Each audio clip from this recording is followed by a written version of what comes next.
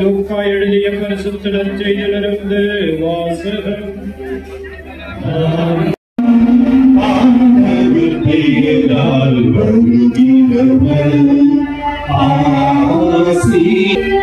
நம் ஆண்டவராகிய இயேசு கிறிஸ்துவின் அருளும் கடவுளின் அன்பும் தூய ஆவியாரின் நட்புறவும் உங்கள் அனைவரோடும் இருப்பதாகும். உலகளாவிய திரு அவையோடு சேர்ந்து அறிவிக்கின்றோம். இப்பாஸ்கா மரணங்களை நிறைவேற்றவே அவர் தம் நகரான எருசலேமுக்குள் நுழைந்தார்.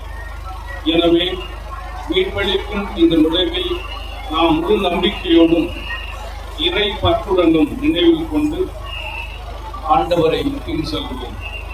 வழங்கப்படும் மலை அருகில் உள்ள பெத்பகு, பெத்தானியா என்ற ஊர்களை அவர் நெருங்கி வந்த பொழுது இரு சீடர்களை அனுப்பினார். இது யூத சட்டம். பாலஸ்தீனிய யூதர் மட்டுமல்ல, உலகத்தின் எல்லா பகுதிகளிலிருந்தும் யூதர் இருக்கிறார்.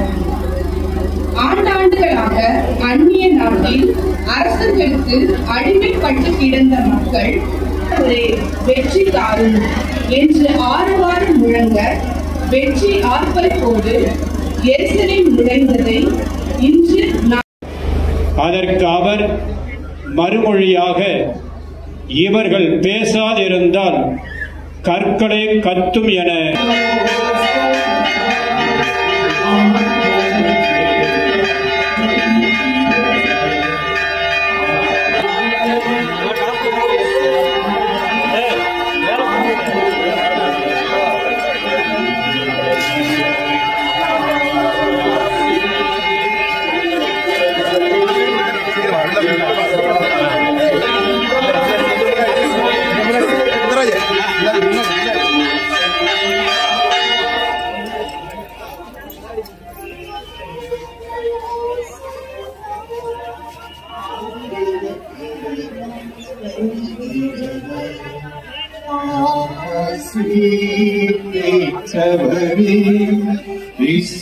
இஸ்ராயேலின் அரசரே, உன்னதங்களில்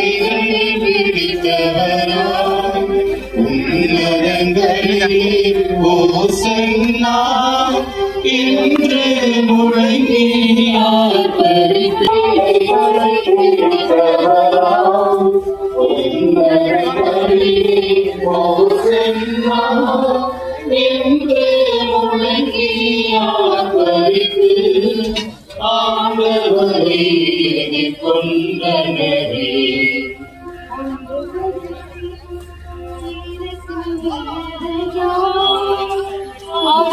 திருமணத்தில் நிற்க கூடியவர் யார்? கரைப்படாது